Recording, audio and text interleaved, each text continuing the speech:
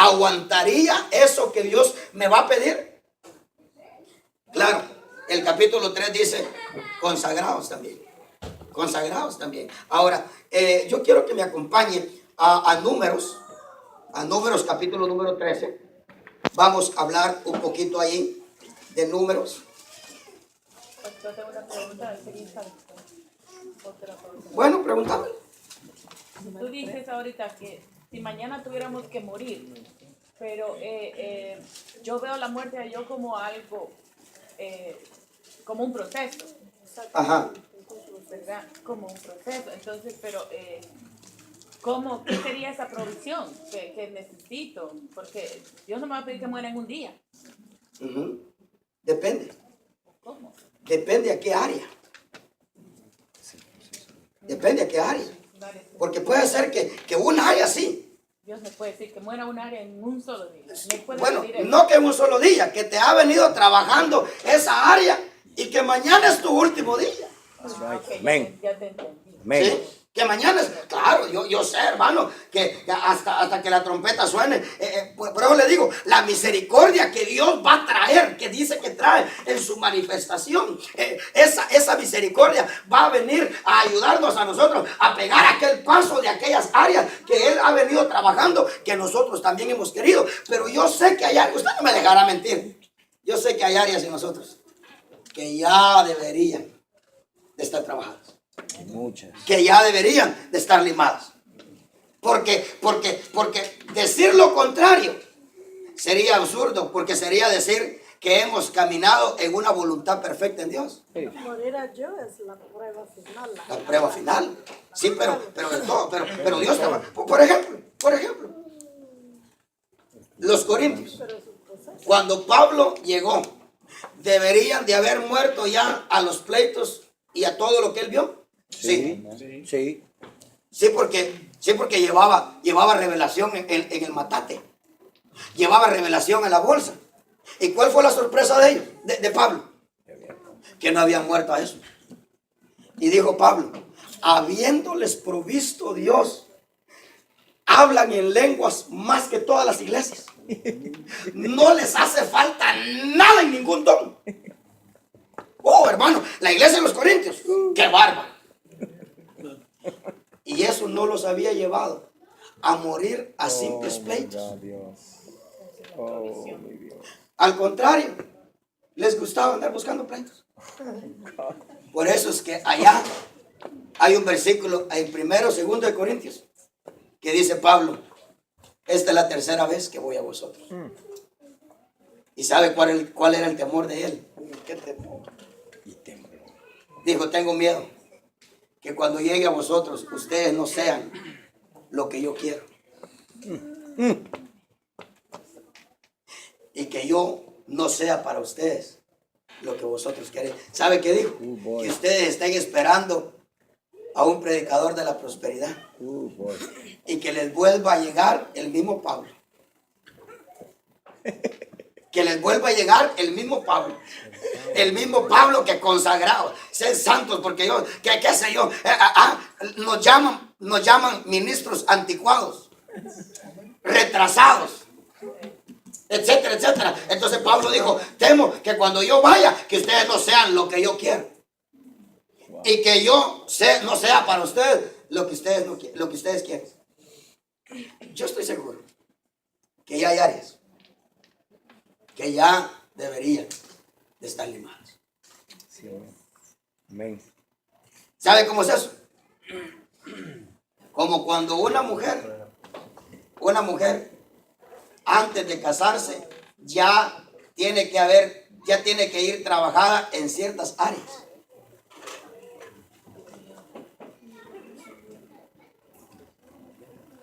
Porque si en esas áreas no va trabajada, ¿sabe a qué dice que va?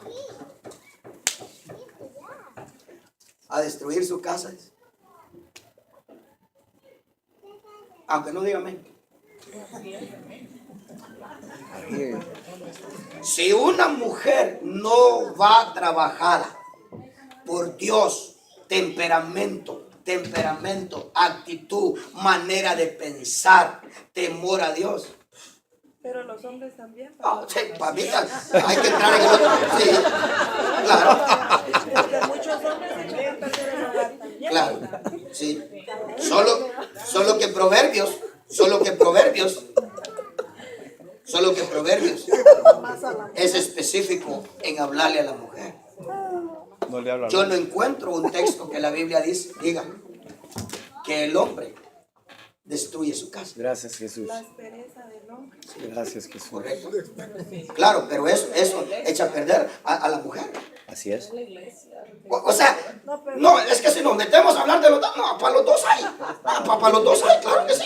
Para los dos hay. No, lo que estoy diciendo yo es que tenemos que ir trabajados. O sea, que nosotros tenemos que ser trabajados para que Dios nos dé cosas a nosotros. Y solamente agarraba el ejemplo del matrimonio, porque así es, esa es una gran verdad. El esposo el hombre que no va trabajado, hermano, que Dios que no se dejó trabajar como se dejó trabajar Isaac. Así Sí, es. pero eso es cierto, pues, perdón la interrupción. Ajá. La palabra demanda más a la mujer, pero el hombre también. Sí, claro. No, sí, Y no, usted y sabe. hay que poner mucho énfasis en eso también. Claro. No, sí, por eso es que hemos venido hablando de esas cosas, ¿verdad? Del matrimonio y todo eso. Pero es verdad, hermano.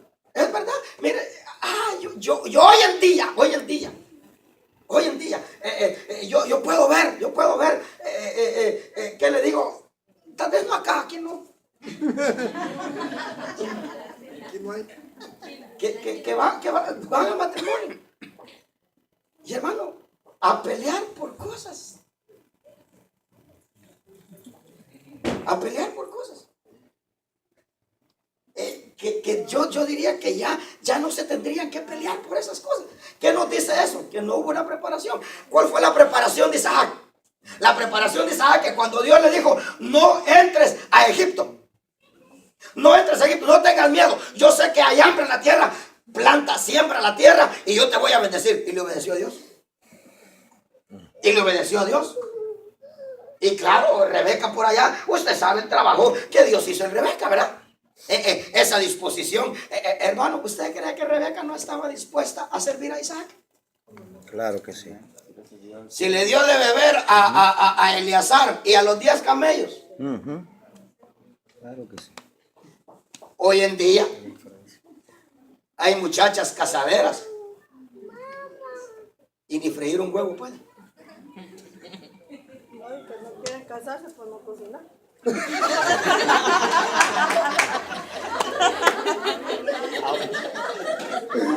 Enfoca para allá, mira. Enfoca para allá.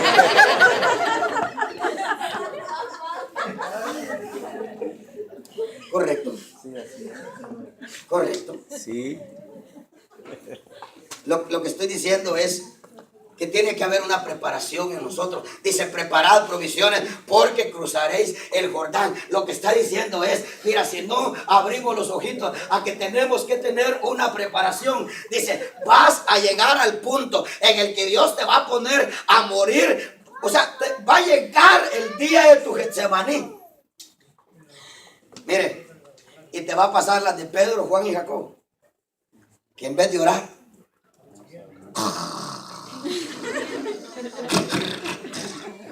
sí, pero Jesús sí, Amén. pudo vencer su yo. ¿Sabe por qué? Vaya si no tenía provisiones. Vaya si no había tomado provisión. Dentro de 3 días cruzaréis el Jordán. Ahora fíjense pues la importancia del Jordán, hermano, estar frente al Jordán. Mire, el Señor me estuvo pidiendo a mí algunos fines de semana que no le hablara yo de esto. ¿Sabe por qué? Porque es que, hermano, estar frente al Jordán, eso nos dice muchas cosas. Estar frente al Jordán nos grita a nosotros que el desierto está a punto de terminar. Está viendo. Estar frente al Jordán nos tiene que gritar a nosotros que ahora es cuando nosotros vamos a ver gigantes. Estar ante el Jordán nos dice a nosotros que se nos terminó o se nos termina el desierto, pero vamos a entrar al reto de no empezar a imitar a las naciones a las cuales, oh hermano, qué tremendo, qué peligro hay en el mundo religioso hoy en día de la imitación. Yes, sir. Oh, qué peligro hay de no caer en la imitación, hermano. Tal vez nosotros no hemos abierto los ojitos a eso y tal vez porque nosotros estamos bien guardaditos. Pero mire, hermano, yo ahora veo los conciertos pasados por las cadenas religiosas, TVN, y unos conciertos, hermano, donde los hombres en playeras, con aretes, hermano, poniéndose sus manos en sus partes, igualito como cantan en el mundo. Y aquellos estadios llenos. Las mujeres pintados el pelo como de 7 colores, parece arcoíris. Y aquella música, hermano, yo sé que la música la tenemos que expresar, ¿verdad? No tenemos que estar tocando el piano.